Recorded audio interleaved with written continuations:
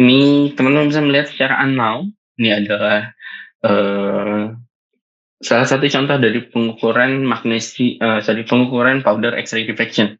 Ini adalah beberapa referensi ya, ini secara unknown.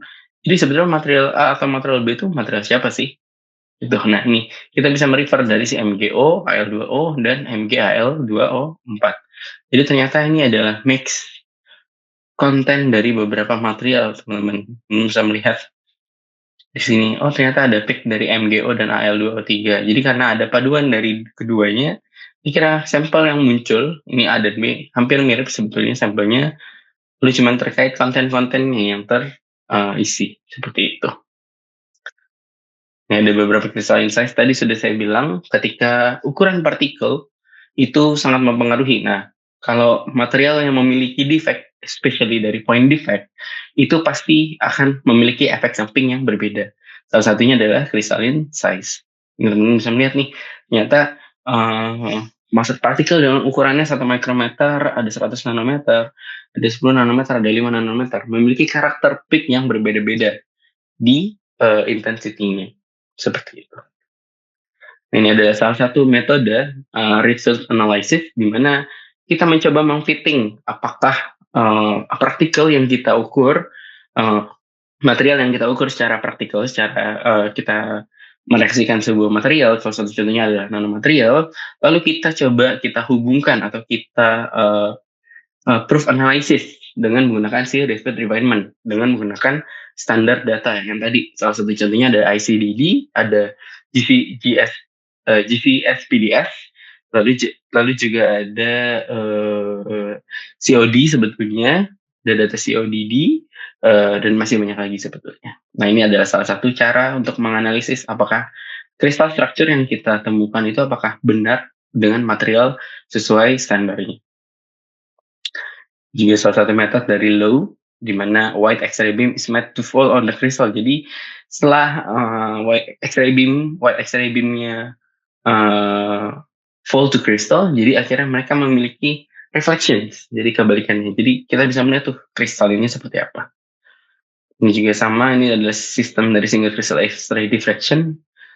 Tadi kalau misalnya yang tadi saya bilang ketika ini akan sangat mudah sekali sebetulnya untuk point defect ketika kita ingin spesifik dari material yang mana yang ada defectnya, seperti itu. Ini akan sangat jelas sekali. Jadi kristalnya tadi either peak-nya seperti apa, apakah broad, apakah sharp, seperti itu. Nah, ini ada, nah, how do we see the nanoworld? Lalu menggunakan microscopic technique. Yang tadi kan kita sudah melihat ya, gimana cara kita melihat sebuah kristal struktur, begitu teman-teman. Nah, ini kita gunakan dengan metode yang jauh lebih realize, kita bisa lebih jelas gitu, dengan menggunakan metode mikroskop. Ini salah satu contohnya ini adalah early microscope ketika mungkin di Jalan Feinstein ya teman-teman, ini ketika mamut dia kan menggunakan mikroskop mungkin besar banget ya, sebesar bangunan. Ini adalah Flintstone dan temannya.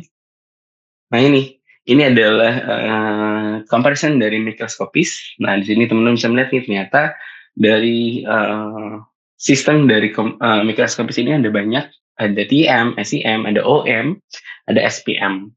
Jadi di sini teman-teman bisa lihat nih, transmission cycle microscopy, scanning electron microscopy, lalu ada scanning probe microscopy, dan terakhir adalah optical microscopy, di mana mereka memiliki skill vertikal dan lateral itu sangat berbeda-beda, depending dari apa yang mau kita lihat sesuai dengan materialnya. Oke, nah ini adalah salah satu, ini juga lanjutan dari comparisons tentang mikroskopis, ada OM, IM, dan SPM. Jadi teman-teman bisa melihat nih ternyata operationnya based on air or liquid, ini vacuum, liquid, UHV, dan lain-lain.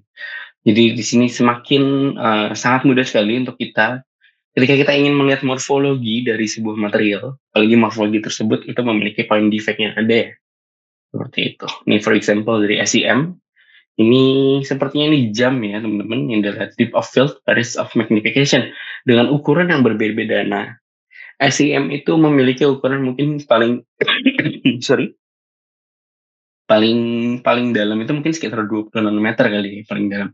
Nah, kalau TEM itu kita bisa lebih spesifik sekitar 0,5 nanometer. Jadi ini teman-teman bisa melihat dengan kondisi jam, mungkin secara kasat mata oke kita bisa melihat nih. Nah, di depan kita kalau kita bisa melihat jam gitu. Cuma kalau SCM itu benar-benar jauh lebih spesifik lagi. Jadi high magnification-nya itu bisa sampai 20 nanometer dari segi bar. Jadi kita bisa sangat jelas melihat.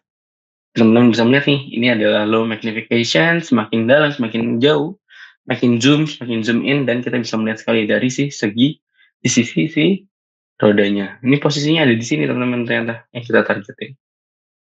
Seperti itu. Nah, ini ada elektron mikroskopi, di mana kita tahu kalau nanomaterial itu adalah 10⁻1 kali 10⁻9, dan kita benar-benar bisa melihat ukuran dari segi sel, bakteria, virus, dan molekul. Itu sampai ke atomnya. Di dalam molekul kan pasti ada struktur-struktur atom ya, gitu teman-teman. Ada hubungan-hubungannya, cara sistemnya. Nah, ini TM itu ditemukan oleh Ernst Ruska pada tahun 1933, seperti itu. Nah, ini ada beberapa karakteristik dari kita menggunakan EM. Salah satunya topography, ada morphology, ada composition, dan ada crystallography information, seperti itu. Nah, ini adalah bagaimana sistem dari elektron mikroskopi dengan solids, di mana sampel masuk insiden seperti ini ya. Kalau misalnya bedanya SEM dan TEM itu adalah di mana insiden ada X-ray insiden, elektron itu dipancarkan memantulkan ke sebuah sampel. Kalau SEM itu ada pantulan berikutnya atau kita bilang secondary elektron. Makanya akhirnya bisa menghasilkan gambar yang jauh lebih 3D. Sedangkan TM yang membedakan itu mereka adalah transmitting. Tadi kan SEM kan scanning elektron. Kalau TM transmission elektron, di mana insiden atau elektron itu di scattering, masuk menembus ke sampel tersebut. Sehingga kita bisa menghasilkan material yang sebetulnya lebih dimensinya seperti dua dimensi, namun kita bisa melihat secara lebih spesifik. Lalu di dalam sistem dari elektron ini ada XRF, ada based on X-ray juga, lalu ada cathodoluminescence, ada EELF, ada EDS sebetulnya. Jadi ini adalah additional method di mana kita bisa beberapa spektroskopi di mana kita bisa support apakah elemen tersebut itu adalah benar materialnya, seperti itu. Nah, ini secondary electron yang tadi SEM, di mana generates from collision between the incoming electron and the loosely bound other electron. Ini adalah pantulan dari elektron. Ketika elektron masuk, ada elektron yang dilepaskan, seperti itu. Di mana low energinya sekitar 1 hingga 50 electron volt. Nah, ini adalah backstage electron dan X-ray. Nah, ini salah satunya yang kita hasilkan, hasil dari transmission sebetulnya, dari backscatter elektron, sorry. Ini adalah foton elektron, di mana kita bisa melihat nih sebetulnya lebih ke TEM result ya, teman. Ini adalah based on EDS. Jadi tadi ketika kita menggunakan SEM, hasilnya akan sangat jelas sekali karena secondary elektron begitu. Namun ketika kita menggunakan transmission elektron, ini akan sangat mudah sekali untuk kita. Nah, yang X-ray-nya ini sebetulnya ini akan sangat mudah ketika kita melihat dari tadi. Kalau kita belajar X-ray diffraction itu kan kita melihat HKL-nya ya. Nah, ini kita bisa melihat nih, melihat kulit-kulit terluarnya seperti ini. Ini adalah salah satu contoh gold palladium core shell, lalu ada palladium platinum core shell seperti ini. Kalau teman bisa lihat secara kasar ini seperti rambutan, seperti itu. Nah, ini juga ada scattering. Nah, ini ada electron dispersion pattern sebetulnya. Nah, ini scattering, di mana kita bisa melihat sebetulnya SADE. Nah, bisa melihat nih ternyata scattering ini tuh bisa memanfaatkan loh. Kita bisa melihat kristal secara jelas seperti itu. SAED maksud saya. Nah, ini juga berikutnya ada inelastically scatter electron, di mana kita bisa melihat elektron energy loss-nya. Jadi kita bisa melihat secara spesifik hasilnya. Kalau ada auger elektron yang sangat berhubungan sekali sebetulnya nanti dengan XPS.